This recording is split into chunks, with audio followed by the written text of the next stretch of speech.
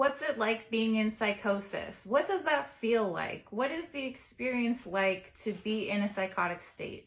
I've tried explaining to people over time what it feels like to have psychosis, and it's much different than saying, well, this is what a hallucination is, and this is what a delusion is, and here's an example of this, and here's an example of that. To say what it actually feels like is really abstract. A lot of people don't have a frame of reference for what psychosis is like because it's not a universal feeling.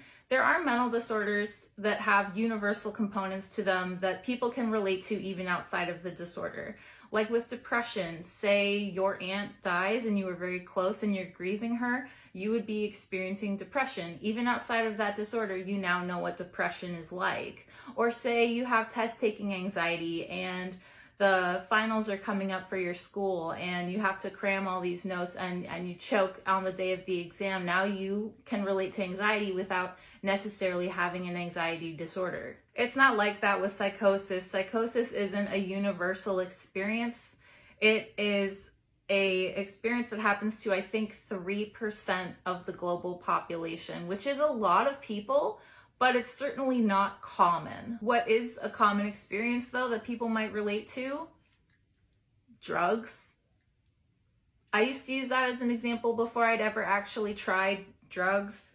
And there's a lot of hallucinogenic drugs that people can hallucinate on. Hallucinogenics, that's the whole point. Anyway, I used to think, well, if I have hallucinations when I'm in an episode, it's probably the same thing. So I started telling people like, well, if you could imagine your trip, but like amplify it to 1,000,000 and then make it last a year. And a lot of people would be kind of disturbed by that because a trip lasting a year, a bad trip lasting a year, that sounds horrible. But then honestly, being the experimental addict that I am, I did go out and I tried hallucinogenic drugs and womp womp, nothing much. Really didn't really even compare. It was nothing. It was honestly like easy. It was comfortable for me. I was like, all right, this is like psychosis light. Like this is nothing. It was not even close. But then I started thinking back on past experiences I'd had in psychosis where I would be in the doctor's office and he would ask me about my day and I would tell him about a dream I'd had the night before and he'd say, no, we're not talking about your dreams. We're talking about your day. And I, week after week, gave him the same dreams because I couldn't tell the difference, because that's how realistic psychosis is to me. I can't tell if I'm awake or if I'm dreaming. If you think about dreams, they just don't make sense because whatever's happening is like associations that make meaning out of nothing. Like the lamp is green and there's a candy cane over there, so I know that I'm going to work today. It makes about as much sense as that when you're in a dream. But when you're in a dream, it makes sense. Like to you, all right, that's okay, that makes sense. Obviously, I'm gonna go to work because the lamp is green and there's a candy cane. That's totally makes sense to me, normal, absolutely. Plus, the kinds of things you see in dreams, really vivid, strange things that are normal because you're dreaming, are a lot like hallucinations. Because when I'm having a hallucination, it's vivid to me, but it's not out of the normal.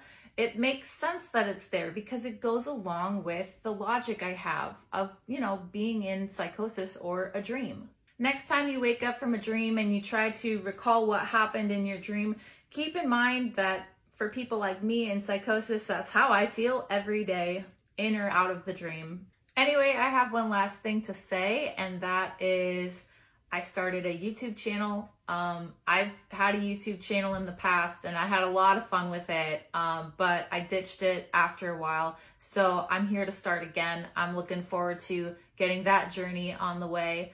You can find it at the same handle as this one. That's Psychotic in Seattle, psychotic.in.seattle. And my name on there is C, just like it is here. So go check it out. I mentioned in one of my videos that I had been homeless while psychotic, but I didn't elaborate on that, so allow me to tell you all about that. Basically, I had been sober before going psychotic for about a year, and I left my sober living home to move in with my boyfriend at the time, who was an alcoholic, and we lived with another friend of ours who was also an alcoholic. And pretty much the entire time we lived together, there'd be parties every night, and it would be really loud and obnoxious. I got really sick of that real fast, so I would just spend time in our bedroom alone at night smoking weed, and they'd be out in the other room getting effed up on drugs and alcohol. So we both had our own little parties going on, and mine happened to put me into psychosis. But the environment I was in lended itself really well to hiding a psychotic episode, because with everyone around me high and drunk, I fit in just fine. No one could tell I was psychotic because I was acting just like them. After only a month, I went from being completely sober to in a psychotic break, as well as being housed with a couple of dudes, to evicted and out on my ass. My boyfriend and our roommate did fine. They had places to go. They both moved back in with their parents, so there really weren't any consequences for them getting evicted. Me, however, I don't live near family. My family lives across the country, like literal thousands of miles away. So I was on my own and I just couch surfed. I lived out of a backpack from couch to couch to couch, and I was pretty resourceful at finding places to stay every night so that I wouldn't have to sleep on the street.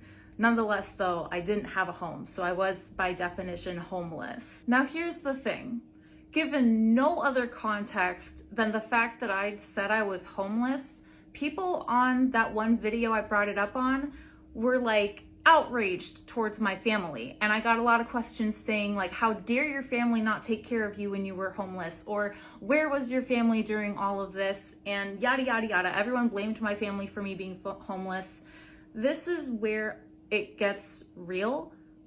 Homelessness doesn't mean there's no one there to save you. Homelessness doesn't mean you don't have support. Homelessness means that you are in a position where you're not stable enough, whether it's financially, mentally, physically, to get out of your situation. Once you're homeless, it's really hard to get out of that situation.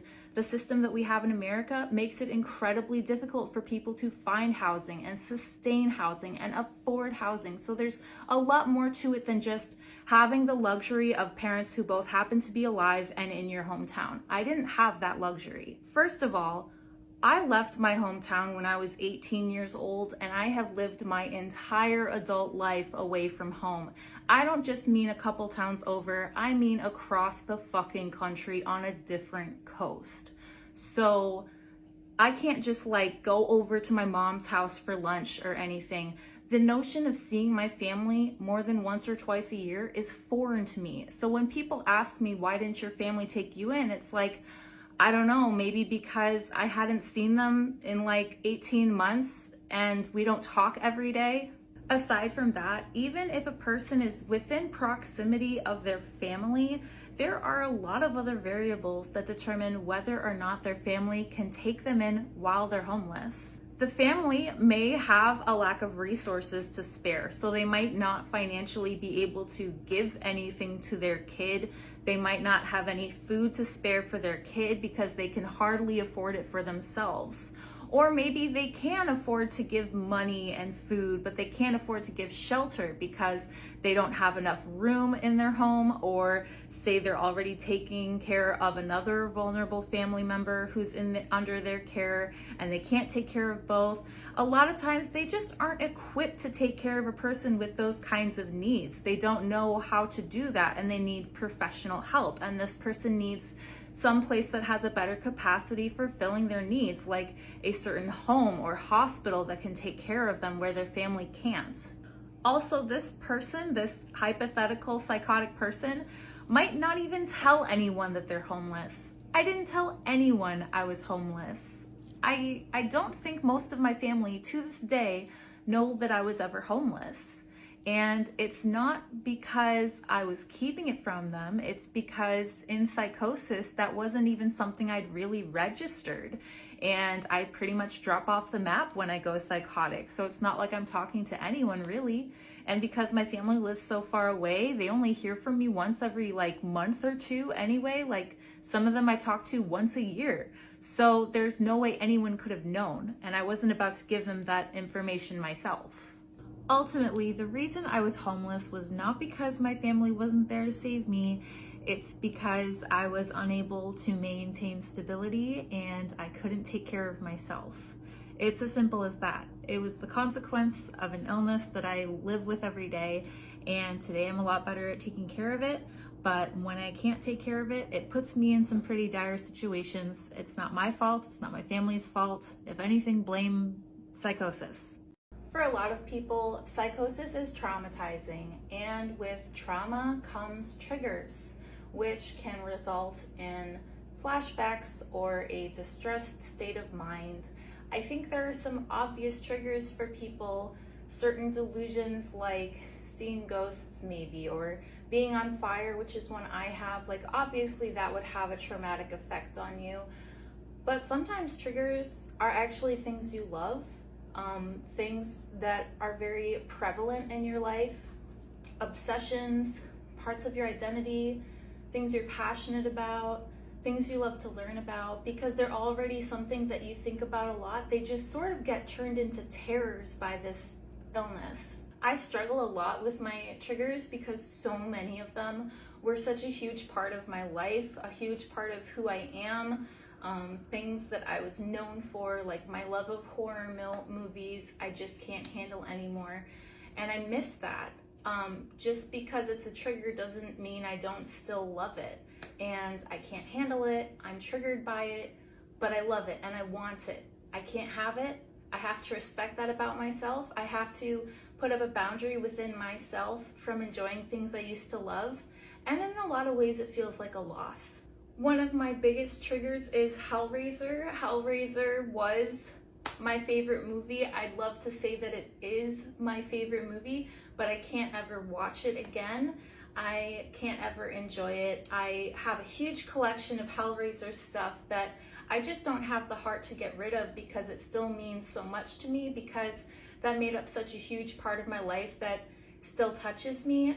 So if I can't appreciate it, I'll share it with you and you can appreciate it with me. First of all, I have a Hellraiser tattoo. It's the Lament Configuration, and it was my first tattoo. I got it while watching Hellraiser. That was pretty cool.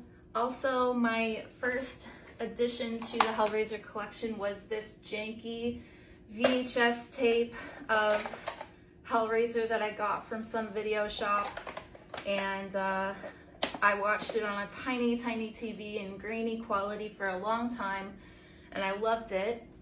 I also have the second movie. You can stop here. You don't need to watch any other movies past this one. This one is my favorite. I love everything about it. I related a lot to the character Tiffany in it because I felt a lot like her. So this one was very personal to me. I also have a shit ton of comics. I have some classic Hellraiser stuff, good old Hellraiser. I've got a lot of that. This one is my favorite cover. I actually got that one online. I have this really cool diagram of the Lament Configuration from a friend of mine. That's pretty neat. It's got all of the aspects of it. There's a few pages of that. Aside from that stuff, I actually have a friend, Brandon, who wrote for Hellraiser.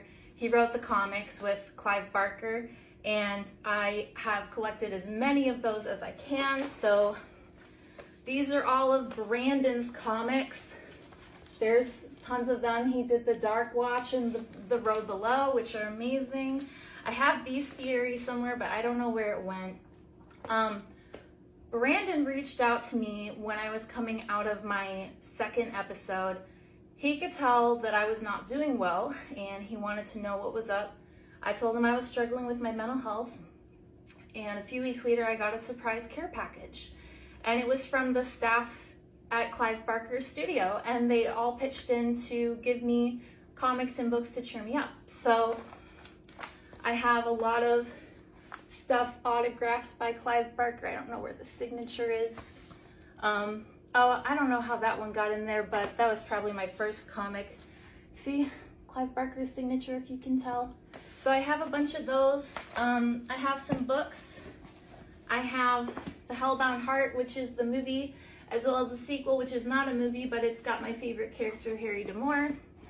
And then I have this one, which is also autographed by Clive Barker. And it came with a note, and this is the note that came from Clive Barker's studio from everyone that contributed. Hi, Brandon got in touch and told us you'd been going through a tough time of late. He also mentioned you were a fan of Clive Barker, his work, and most importantly to me, a fan of Hellraiser Bestiary. We hate hearing about people going through tough times, especially when they're fans, so we put together a little care package for you. I really hope it serves as at least a momentary respite from whatever's going on, and I hope there's more stuff in here that you enjoy. It really meant a lot to me because Brandon knows like what I go through. He has bipolar himself, and he can relate to the ups and downs and the challenges, and he said that a lot of people there actually struggle with their mental health too. And it was just probably like the kindest thing anyone's ever done for me. And so I can't part with this stuff. Like, as you can see, that was more than just a movie to me. That was a major part of my life. Sometimes you have to grieve the loss of things you never thought you'd grieve. Sometimes the thing you love gets ruined by psychosis. And unfortunately for me, it's taken over a large part of my life. I can't really handle movies, many of them, TV shows. I watch kids shows, and even sometimes that's too much. So it has impacted my life even outside of psychosis. Unfortunately, I just try to live with the memories and knowing that at one point I enjoyed it and that was enough.